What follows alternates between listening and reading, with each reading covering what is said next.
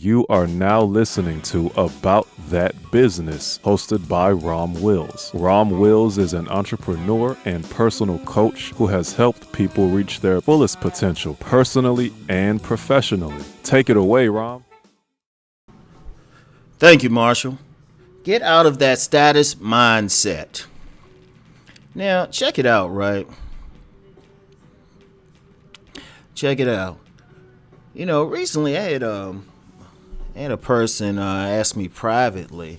They checked out my videos on my other channel, and if anybody check out my car videos, if they look closely, they can see I'm generally pulling out the, parking lot of an apartment complex. So their question to me was, well, if, you're all about wealth, how come you don't own a house, right? Because, there's that general idea that houses, represent wealth. They really don't. Only if you renting the houses out, then you get some wealth, right? But that was beside the point. And I can tell with this person's mindset, because a lot of people, they see, they think you got some money. Well, you're going to get a big old house and a car and all of that. That's a status mindset. I'm going to tell you what I've learned. I remember one of my mentors in business, and I only knew him briefly. And he was this white man who flipped houses for a living. He would get foreclosed properties and, fix them up and then sell them, right? And, I met him because of a relative's house being foreclosed, right? And this dude actually had the ability, he had enough money to get houses built. Now, he was making a lot of money, but he lived in an apartment building because I knew his address. I was like, that's not a condo, that's an apartment building, right? And he taught me a lot because he said, to actually live in a house costs a lot of money. And I've met a couple other real estate investors and other rich people who've said the same thing, right? So I followed them. See, the thing about status, a lot of people, they'll get the things that say status. Now, if I got a house that says status, a big old house, it would say status. Now, forget the parts about how much money it would drain or anything like that. It would say status, but then it would say big old space for me. Right now, I'm a single man. Right now. I mean, I get my sons certain days of the week, but they don't require a lot of space. Now, if they were with me full time, I would consider our house, then consider. We just needed the space. Right now, I don't need the space. But whatever the case, usually when people get houses and cars, it's status. Now, I was looking at my finances. Oh, yeah, I could probably afford a house payment, a mortgage, easily. Probably afford to get, a late model car to drive around. Right now, I drive, I drive a 10-year-old car right now. Just had some work done on it. Probably last me another 5 years if I really keep it up, right? But check it out. See, a lot of middle class people get into the status thing. They get the house, they get the car and stuff, and it's really not even something they can use. It's really to impress someone else, right? Now, understand, I did a video a while ago about the financial house. Financial house of the poor, financial house of the middle class, financial house of the rich. The middle class generally put their money into stuff like houses and cars and stuff, while the rich will put their money into income producing assets. There's a difference. See, right now, I'm not in a hurry to get a house, but I'm looking at commercial property because they produce assets, they produce money. See, a house wouldn't produce anything. It would just be a money drain, but it wouldn't bring me any money. And that's the thing. Now, if I wanted to get one, if I looked at it, it'd be purely for some place just to stay permanently. And right now, I need to be mobile. I'm not even sure how long I'll even stay in this country. So I'm not really in a big hurry to put down like roots anywhere. Need to be nomadic. But it's still a status thing. And see, a lot of people get so caught up into maintaining that status that they can't get anything else done. Like, for example, when I lived in the D.C. area, I lived in the Fort Washington area, and people familiar with Fort Washington, you got some money around there, or at least seeming money. Some nice big houses. But then I'll never forget, I talked to a dude that did contract work, and he said, yeah, like people got these big houses, but they don't have any furniture, and if their roofs leak, they can't fix them. See, that's a status thing. Looks good on the outside. And one author said status is just trying to impress people who you don't know with things you don't have. See, the mindset of the rich is spend as little money as possible on just the basics. They'll get, even if they get a house, they'll get a basic house. Or they'll get an apartment or something. They don't spend a lot of money. Or even if they get a home, you get a lot who will get maybe a condo or something like that. They don't put a lot into stuff, especially if they not really, don't have like big families and stuff. All right. Like in the area I live in, there's a lot of condos.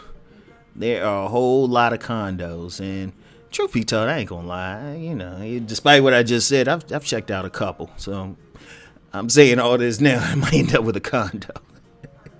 But even then, the thing is, that status mindsets have you trying to impress other people. Have you? And I've seen that either in my own family. You get my grandmother, when she was alive, got a stereo that she never could use because it was like a high-end stereo, and she never knew how to use it, but had to get it. You get people who paying $500 on a car note. To do what? It's like, and they just have ordinary jobs. Or, I can see getting a sports car. Like if I get a car, I always say if I spend a lot on a car, one, I'm paying cash. Two, I would have to get like some spot.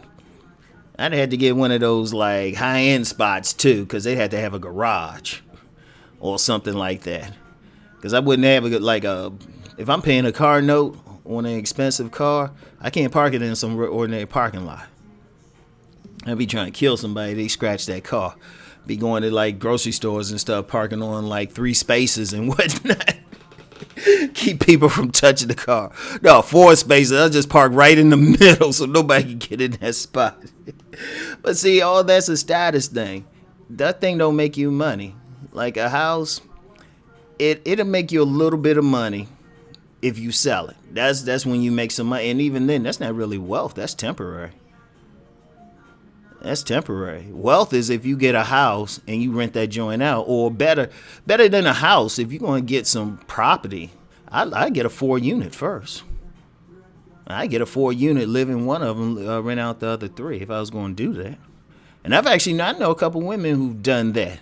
Like, what, they own property and somebody say, how come you don't get a house? But they live in an apartment. Just rent out the other 3 and it's like, boom.